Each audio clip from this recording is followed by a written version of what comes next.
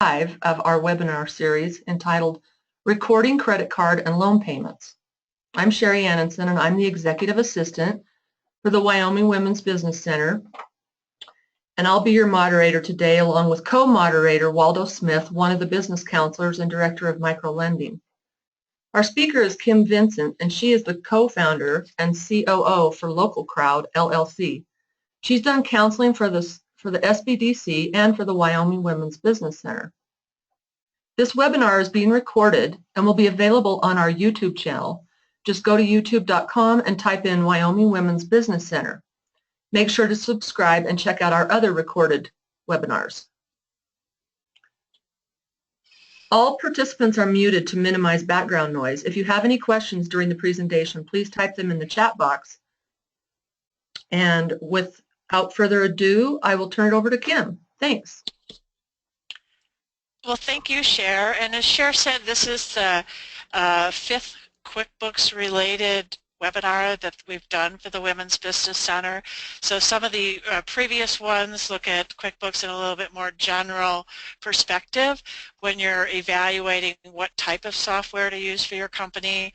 And now we're at the point where we're really taking a little bit deeper dive into tracking payables when you have credit cards that you're using for your business and making credit card payments, and when you have you've set up a loan in your whatever software you're using. And we're gonna tailor this after the QuickBooks software, but keep in mind that the process will look very similar no matter what you're doing. And what we, the goal is for you to be able to generate a very accurate financial report for your business. You want to look at that report and then see if there's things that might not be categorized correctly, or if you have incorrect balances. Okay, so my screen, there we go. So today's agenda, we are going to be looking at the QuickBooks part of it. I'm going to give you a little bit of overview about the Women's Business Center, who they are and what they do. And then we're going to look at some best practices for doing the loan and credit card activities. And again, the goal is to really maximize your time, whatever time you can dedicate to this process, whether you're doing the accounting piece or you're doing the bookkeeping piece, or you're just doing the review of your financial statements. We really want you to make the best use of your time and minimize your frustration along the way so that you have some good skills with regards to understanding your business profitability and the net worth. And at the end, we'll have some time for questions. So a little bit about the Wyoming Women's Business Center. It's funded through the SBA program for the Office of Women-Owned Businesses, and so they do focus on women-owned businesses, and it's about helping those businesses on business development. And it's really being an entrepreneur can be an alternative to low-paying hourly jobs. And it's not just about women, but it's people of color, people with low incomes, people with disabilities. There's a lot of folks that we want to connect with out there, and they tend to be micro enterprise owners, very small 1 to 3 person businesses, maybe 1 to 5 people businesses. And the Women's Business Center has some awesome services with regards to helping you plan what you need to do. We can provide counseling if you're in the process and you're not sure where to go next, or you might be having issues with some of the things that you're trying to do.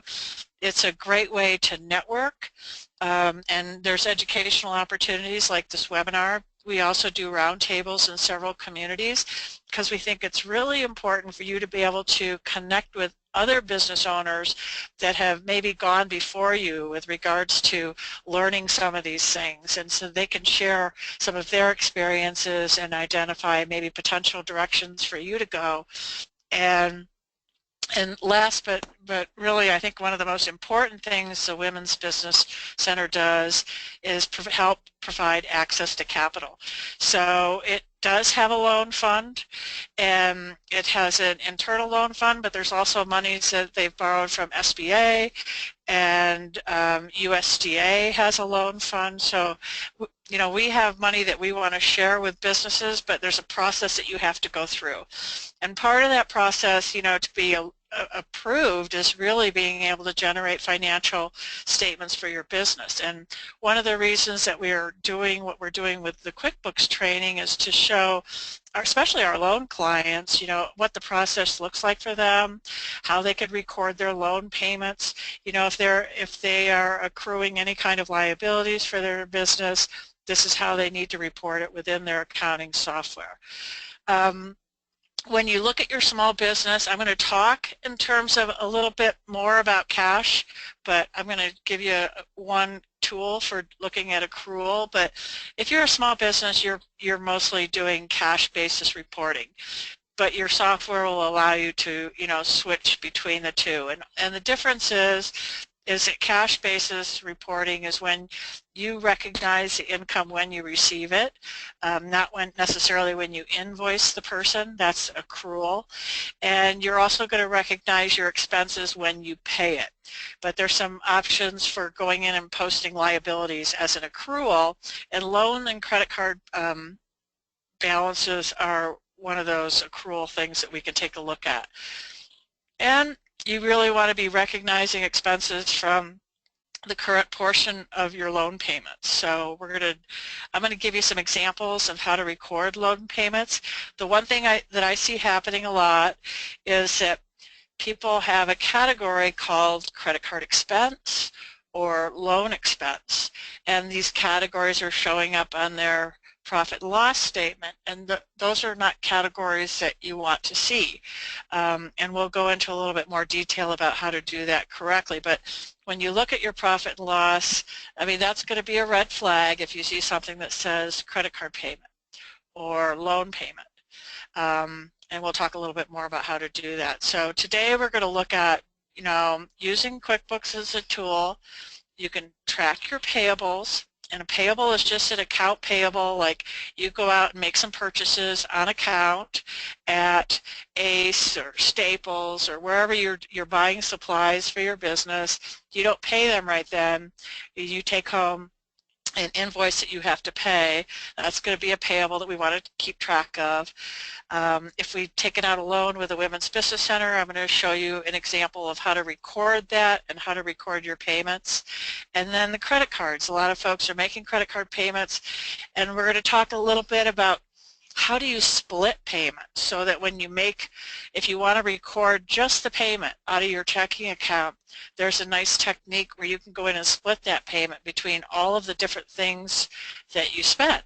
So you might have office expenses, and you might have paid a utility bill, and you might have paid an insurance bill.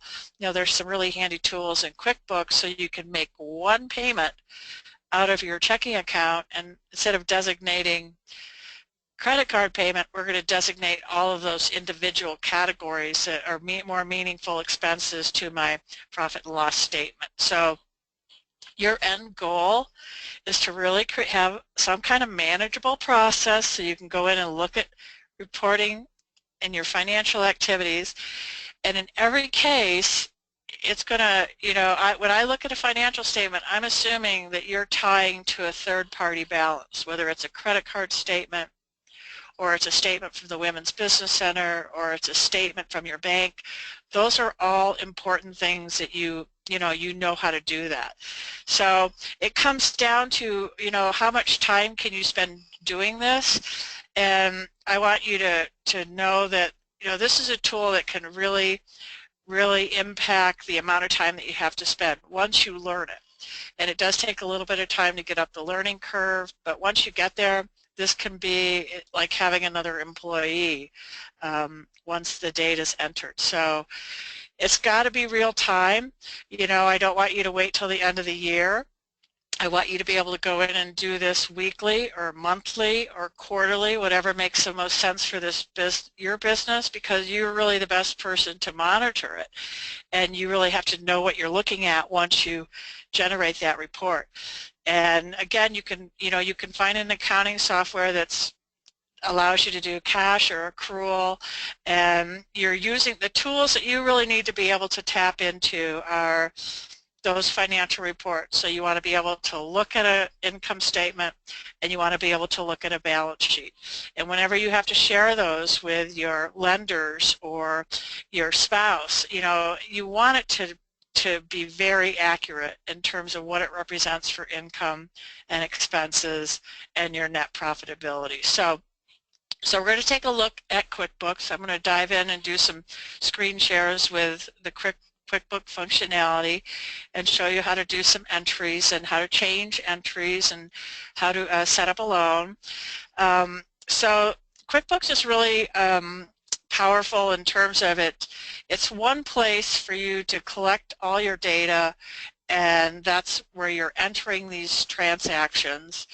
And then you can go in and reconcile it through QuickBooks. You can generate your reports through QuickBooks. You can review and update through QuickBooks. So you have one place to really collect all the data. And in many cases, it's just you recording your checking account balance. I mean, you're just going to have a register and you're putting in your debit transactions and you're putting in the checks you're writing, and that you could have a cash register if you're spending any kind of cash for the business.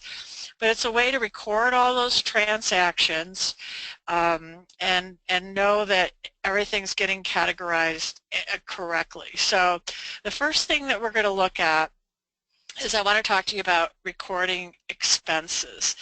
And typically what I would encourage people to do is, write a check or have a debit card, because you could record that payment in a check register. And let's say that we go to Staples and we buy some stuff that's office supplies, and we buy other stuff that's, well, most of the stuff we'd buy at Staples would be office supplies. But if you went to a more generic store like a Walmart and bought office supplies and regular supplies and things for your business or your home office, you would be able to have the opportunity to split that into several transactions. Some people like to record it as a bill, and I'll go through and show you how to do that in QuickBooks. So we're going to look at it as a payment in your check register and categorizing the expense. We're going to look at it as a bill, recording a bill, and then applying a payment to the accounts payable. And then we're going to look at if we want to expense interest payments, if any are incurred. So let's start with, I have a small business, and I'm going to look at my financial statement. I think I have one with the window open here.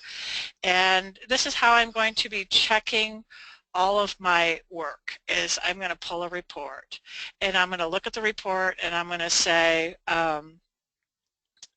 then everything right now is coming through my check register, and that's where I'm in right now. So I've made some deposits in my check register, and then I've paid some payments here. So let's say that, and I'm always going to be tying, now there's some things that are wrong with this right now, so I don't want you to think about that. I just want you to think about, I'm going to record an expense. I went out and I wrote my debit card and I went to Staples. It doesn't recognize that, so I'm going to do a quick add of them as a vendor. I'm going to say okay. I'm going to put a payment in there of let's say $32, and I'm going to write it off for office supplies. It's just that easy, where I can go in, and this is the most important part right here, is what I choose for this category.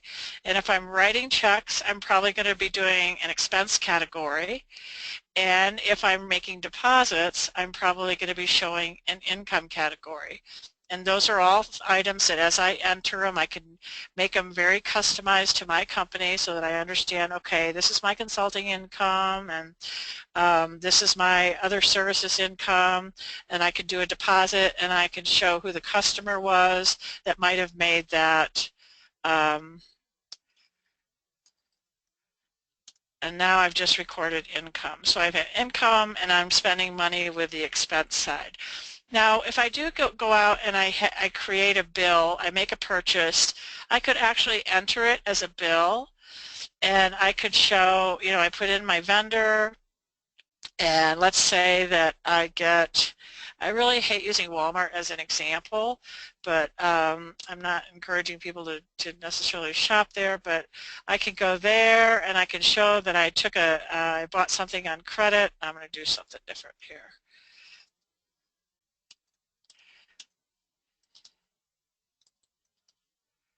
Because this is one place where you could actually, so I'm a contractor, I can quick add a bill, I can reference the bill number here, I can show the amount due of $23. I could assign that to a particular customer too. If I were a contractor, I'm a painter, I'm doing work for somebody else, I'd be able to go in and do my account number there so I know who it's for. So I've created a bill. I've got it, oops, I don't see that screen here. So, and then down here under my account number, I'm just going to call it supplies. And I can set that up. I can default, so I'm going to tell it, yep, I'm going to set it up as an expense. And I've just created that bill. I have this really annoying menu that's in the way, so I can't see some of my, so I'm going to save it. Okay, well that was not good. So in the process of doing that, I just crashed my QuickBooks file, so I'm going to go back into that really quick, open it up. But I want to jump back into the presentation really quick. Okay, so it opened it up really fast, that's good. And I'm going to show you how to pay that bill so here's the bill, here's the expense that's going to show up in my reports. Well, that was really bizarre. So now I have the $32 in office supplies that I entered through my checking account, and I have the $23 of supplies that I entered through that bill. And now when I go to pay the bill, I'm going to go in and show it as a vendor. I'm going to pay the bill. I'm going to pay it through. I'm going to click on. I'm going to pay it through my checking account. I can click on this bill and say OK, and it will take it out of the payables, and it just moved it into my checking account. Before we did not see this here. We saw the $32, but we didn't see the 23. So different ways to handle expenses. What I would encourage you to do is, just use this as a way to track all of the incoming and outgoing payments into your checking account, and you can pull a really nice profit and loss based on what these payments are. And right now this check is set up to print. I can print the check, but I could go change it to like a debit card payment if I wanted to. So that is recording the bill or recording the payment in the check register directly. The next thing I want to talk about are credit card purchases. So we all have credit cards that we use for our business, and I would encourage you to really isolate those payments that you are making for your business to have one card that you just use for your business. I see a lot of people that mingle the personal with the business expenses, and that's okay, but I think it saves you a lot of headache if you just have one card that you use for business payments. And what you can do then, there's a couple of different ways you can treat this in QuickBooks. So I can just record the expenses when I make the payment. So I go into my check register and I can split the amount into different categories, and I'll show you how to do that in just a minute. I could record the expenses into the credit card register and then just make a payment against the credit card register, and I'll show you that option as well. And then if I am accruing any interest on my card, I do want to record that into the payment that I make. I want to show that as part of the payment. So right here, I'm going to jump back into my checking register in QuickBooks, and I show right now that I did make a credit card payment. And I have a Uniwile card, and I paid $400, but it's just showing up as a credit card payment. That doesn't really make sense. The way that I should record this, if I'm going to, is just record it as a payment against my credit card. So I've set up a credit card liability when I'm making purchases, and I get my statement. I'm always going to be able to look at my credit card statement here and I'll show you how to look at that liability account in just a minute, and I should have the same balance. I should be able to tie to the balance that the credit card company is reporting. When I make the payment, if I'm not accruing a credit card liability in here, if I'm just showing the expenses in here, then I could change this to be, I could go and do what's called a split. I need to get to the bottom of my screen, and it's not very helpful here. I could show it as, hold on just a sec. There we go.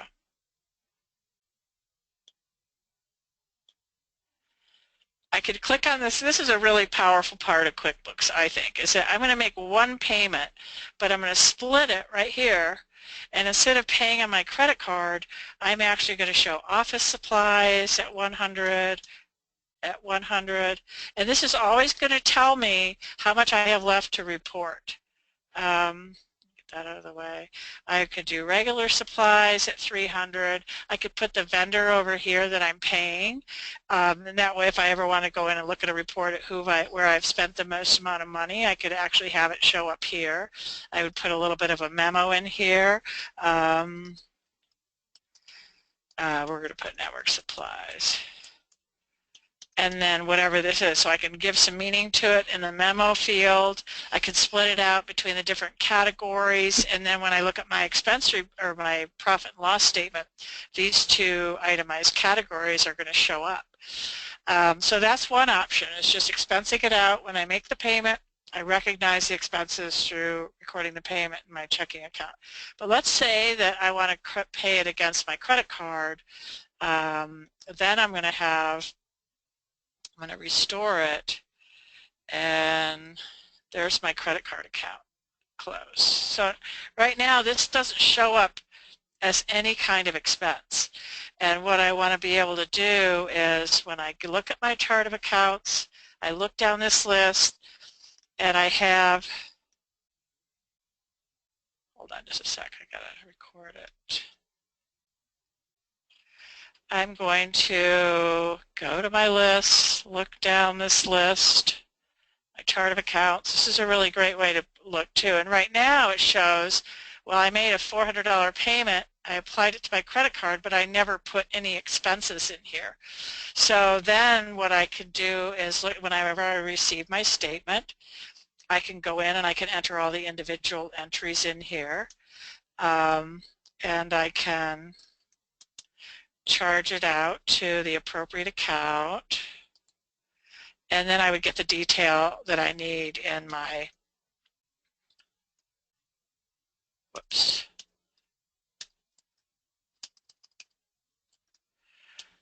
that I need in my P&L. Okay, and it zeroes out. If I ever get a credit card, this is one way to do it. I'm just going to go in as I make the charges. I'm entering them in as charges, and when I make the payment, I just enter the payment coming out of my checking account. So every time I enter the charge, I've correctly categorized it, and then when I make the payment, I show that as coming out of checking. If I ever get a statement where I've accrued interest because I didn't pay the whole thing, you know, where I actually made $600, or yeah, if I bought a bunch of stuff there, now I have a balance that I'm carrying, and I might have to accrue some interest on here where when they sent me the statement, I can go in and I can show, oh, yep, bummer, I have to go in and pay the bank $12. It's not going to be $12, but I'm just going to do interest expense. I just want to make sure that's expense. Yep, interest expense, record. And now I have a correct ending balance on my credit card, $512, which is what the statement's telling me that I need to pay down. And I've accrued the interest here when they charged me the $12 in interest. And I've also looked at the other charges as they relate to those individual expense categories. Now if we go back to the profit and loss, we see all these things that are getting listed in the correct category. I'm going to jump back into PowerPoint here, So credit cards, a viable option for a way to manage your money so that you can make purchases right now. A lot of people like credit cards because they can earn points and use the points to buy stuff for their business. But you know, you just keep in mind, am I paying interest on those purchases that I'm making? Because that can be a big cost of capital to a lot of businesses. So let's look at the loan amortization process, and we're going to be making loans. We're going to get a loan. We have to amortize a loan over several payment periods. And so as a business owner, we're always going to be making, as we're making a payment against that loan, part of it's going to get prorated to interest and the other part's going to get prorated to principal, usually. So we want to know how do I set up a loan at the current balance in QuickBooks. So I go to the Women's Business Center, I get a loan. I want to be able to put that in my books. I want to be able to show that liability because I just had an infusion of cash that I'm probably going to deposit in my checking account, and I'm going to use that to buy equipment. So I want to be able to show an accurate balance on that loan, and I'll show you how to go through and do that and expense the interest and principal payments. So what we're going to do is here's a nice little tool that can show you how to calculate your payments and how much is going to be paid towards interest and how much is going to be paid towards principal, so that every time you record a payment, you can split it. You know exactly how to make that adjustment in the payment. We have a loan amortization schedule. I'm going to show you, if I pop in a date here, this gets populated, so I'm going to borrow $10,000, and the start of the loan is going to be 3/1. That's when the money is dispersed. So my first payment is going to be due April. And this is a nice little tool. It's in Excel, and you can just, you know, put in a date, and then boom, it'll calculate out your scheduled payments, and it'll calculate out your principal and the portion that goes to interest. And that's something that I think Waldo can share with you. But once you have a loan, your bank, your lender should be able to share this with you to say, you know, this is anticipating that you're paying on the first of the month. Sometimes our payments are late, in which case, you know, more is going to get applied to interest and less to principal. So we have to know how to make that adjustment once we because we always want to be coming back to this ending balance. You see that column to the right that says ending balance, 9946.85. All that is, it's, yes, we made a $124 payment, but our principal only went down by $53. So our ending loan balance gets adjusted by the amount of principal that we paid, and the interest actually gets expensed on our profit and loss. So let's go see what that looks like in QuickBooks. So I'm going to jump back into the to the check register here. Okay, so this is just where I put in on February 9th, I had loan proceeds from the Women's Business Center. And the first thing I did was I recorded it as income, which you don't want to do because it's not income to you, it's a liability to you, but you will be making a deposit into your checking account probably. So what we want to do at that point is we want to go up and create a long-term liability called WWBC loan. And what I just did was I took it out of the income category and I moved it into a liability category. And I've got to, I lose my screen that allows me to save it. I go to edit. Go up to here. Okay, and now I can record. Sorry about that. Here we go. Now we're going to record it. So now what happened is if I pull, before, you know, that $20,000 was showing up on my profit and loss, and what I want to do is go in and create a balance sheet. And this is what's going to show my credit card balances, it's going to show my bank balance, it's going to show all that activity that we were just entering. And the first thing that happens is I did make a loan payment.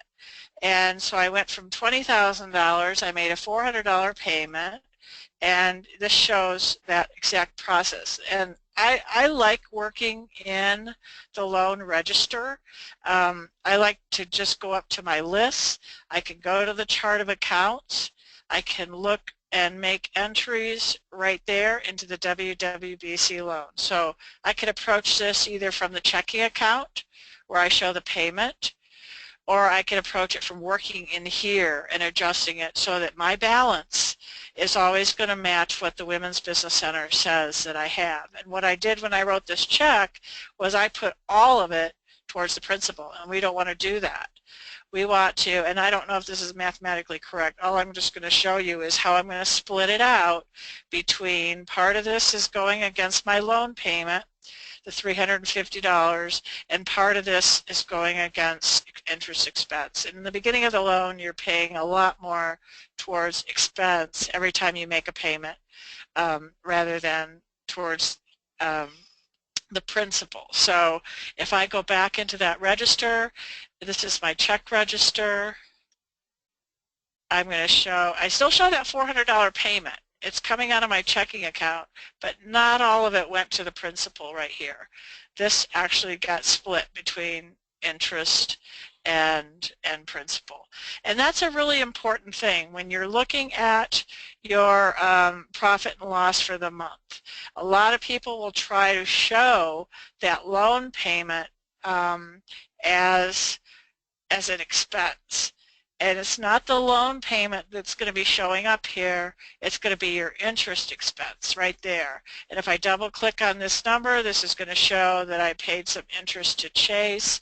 It's going to show that I paid some interest on that loan payment that I did to the WWBC. So, you know, you can do so much of your accounting through entering your checking statement, reconciling your checking account statement in QuickBooks, and you can, you know, categorize all the payments the way that you need to.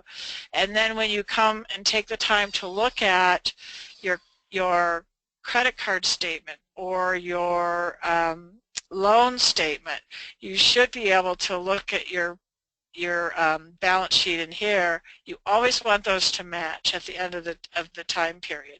But what happens if it doesn't match? What happens if I did make some late payments? And when I get my little statement from the Women's Business Center, it's going to show that I actually I wasn't able to, I made this payment a little bit late. And so when I thought it was going to be $350 in principal, it was a little bit less than that. Well, I can go in after the fact and I can make what's called an adjusting journal entry. And I can do it directly into the account, or I can go in and I'll show you how to do an adjusting journal entry. But in this case, what happens is I'm going to increase what's left on my loan. And you can see I'm doing it as an increase. And I'm going to do it to interest expense because my payment was late and the screen's just not very cooperative. And now, oh really, my balance is going to be $19,700 instead of the $19,600 I anticipated because it got late, or there was a late payment fee that was assessed to the loan, and it didn't all get applied to principal in the way I anticipated. So it's called a general journal entry, and there's a way you can go in here. I encourage you to do this if you really understand the process of adjusting accounts. So if I wanted to go in and recognize some of my expense, let's say I got a bill from my credit card company, I would encourage you to go directly into the register for that credit card, but you could do things this way. At the end of the month, you know, I get a statement and I goofed up and I didn't make a big enough payment. They're going to charge me $10 and I'm going to credit the credit card liability. So I've just increased the balance of my credit card by $10 and I've just created an expense of interest for $10. Adjusting journal entries can be used for a lot of different activities when you want to make adjustments to the way your profit and loss statement looks. If you're making like cash payments outside of the business, you could show the expense category here.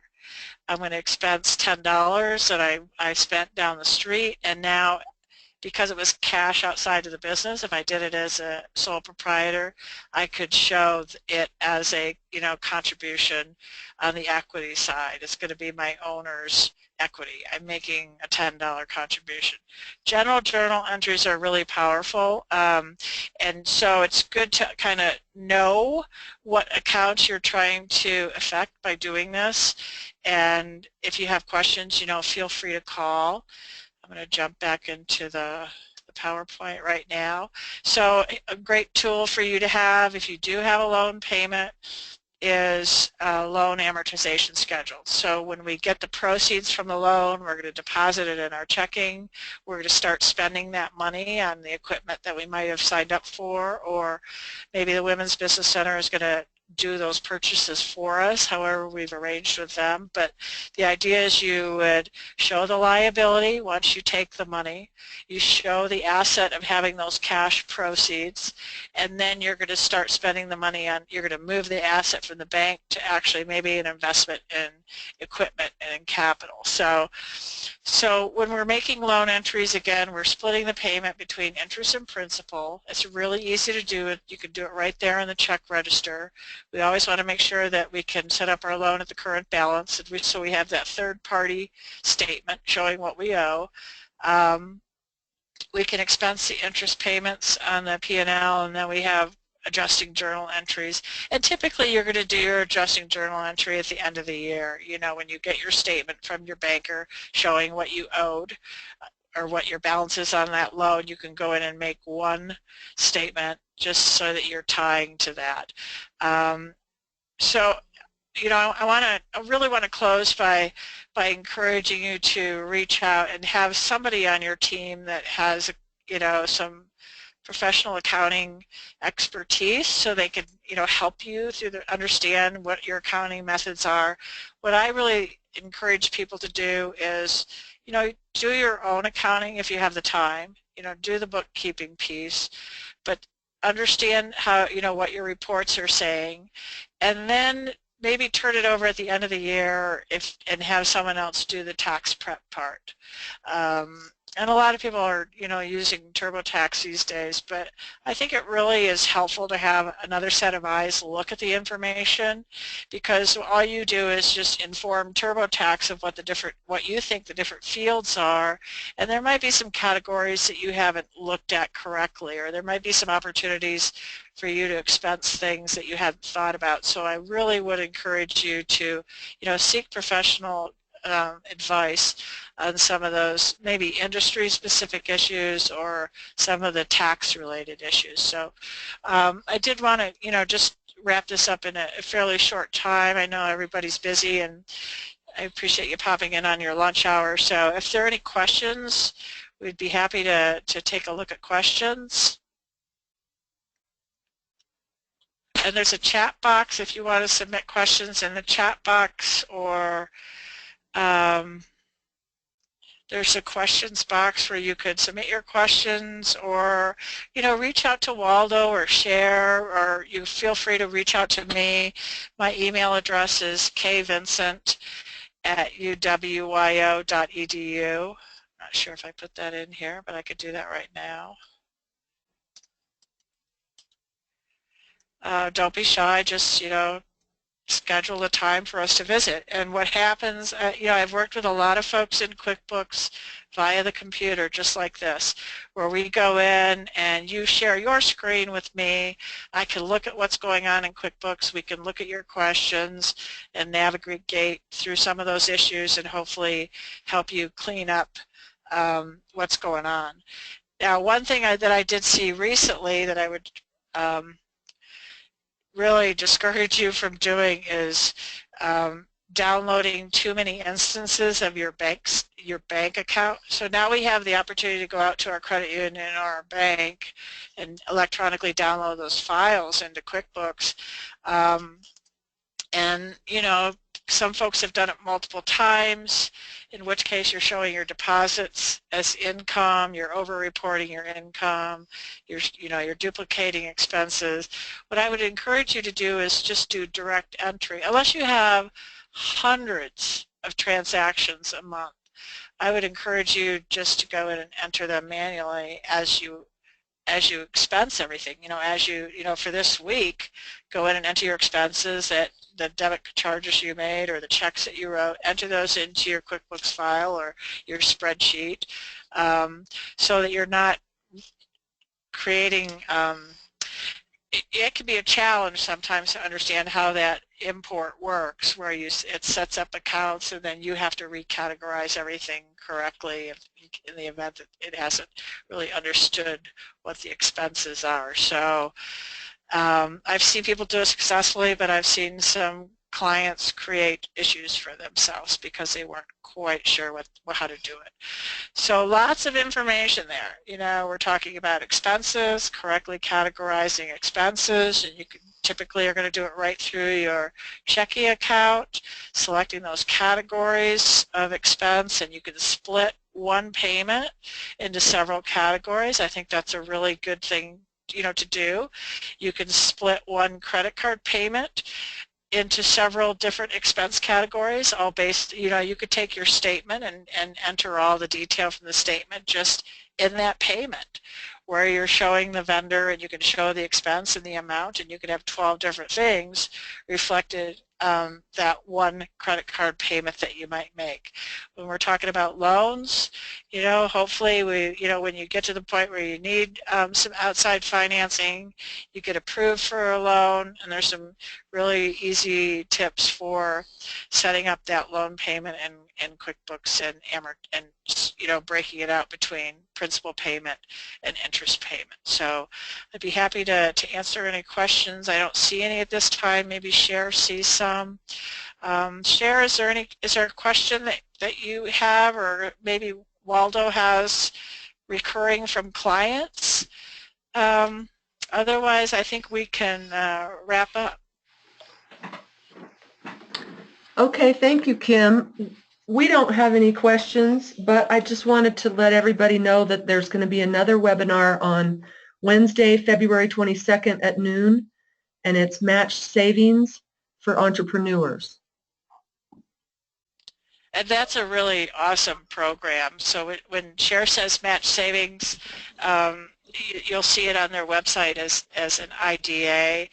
And that's where you save money over the course of time, and the Women's Business Center they match that savings, and that's a true grant where you could save up to $2,000 and they would match it with $2,000. And the intent of the program is to really get you in the savings mode. It's not for somebody that has $2,000 to come to the Women's Business Center and say, here, match this. The idea is where you're setting aside a little bit of money every month, and you're at the end of 18 months, you've saved your goal, and then the Women's Business Center will write your vendor a check or write you a check for that amount. So really awesome program. I would encourage everybody to take a look at it. Thank you, Cher, and thank you, Waldo. Yep. Bye. Bye-bye. Hit stop record.